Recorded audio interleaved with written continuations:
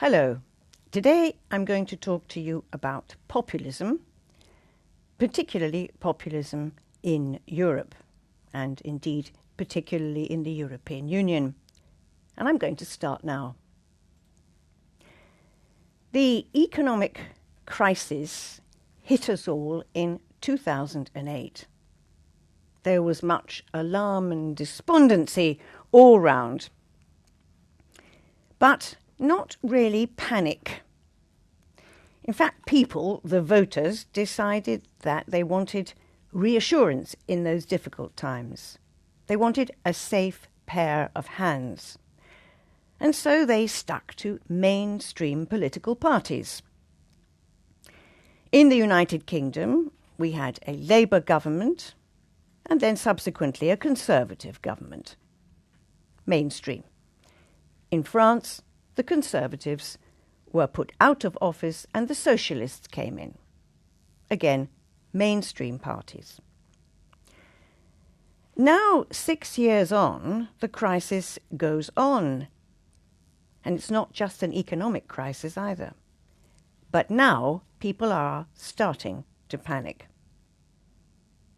The mainstream parties on the left and on the right of the political spectrum are seen as failures, particularly obviously in France, where President Hollande has a popularity rating, the lowest ever recorded, around 16%.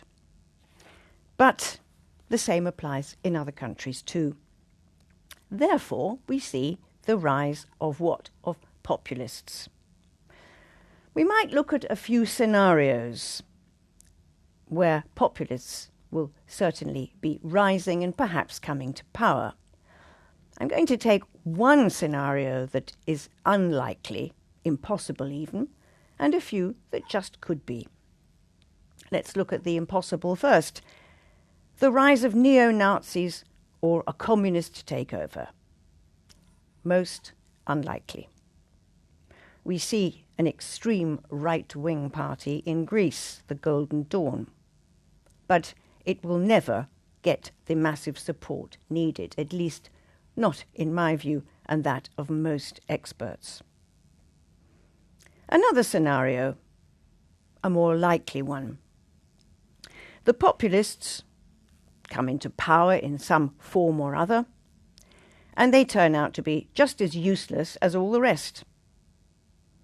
We have an example of this in the Netherlands, the LPF party, which was in a coalition in the Netherlands in 2002.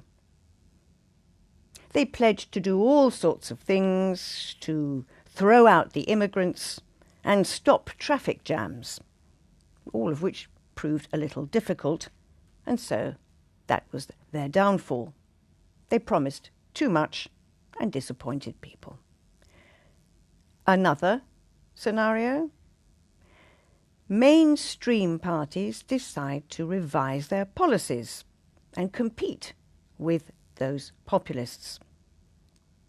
So they don't imitate the populist tactic of bashing immigrants, for instance, but rather offer people some useful alternatives, some answers to their difficulties and ills, offering, for example, higher minimum wages or better benefits, social housing and the like.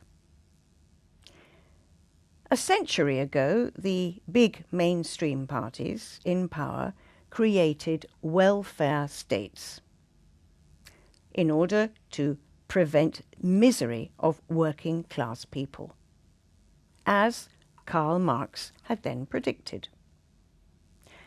The point is that if you reduce people's suffering, the populists are bound to lose. They will lose their raison d'être. We'll look at another scenario. The populists decide that they will become mainstream. Because once you're in office, realities will set in, difficulties will arise, and perhaps attitudes will have to change. if you look at Syriza in Greece right now, there we see too that that party and its leader are beginning to understand realities. Life is quite difficult once you're in power, as they are foreseeing. And then perhaps too we look at a last scenario where the populists do rather well, because they come into power as the economic cycle starts to pick up. That's what has happened also in South America. Take Argentina as a good example, and the Kirchners in power there. Just lucky timing, in other words. So what now then for Europe? Are we looking at a future of populists in power? Will we be governed by the likes of Nigel Farage or Marine Le Pen, or indeed Mr. Tsipras? It seems to me that if those things happen, then we really should start worrying, and that, I believe, is when people honestly will start to panic. So let's hope it doesn't come to that. Thank you.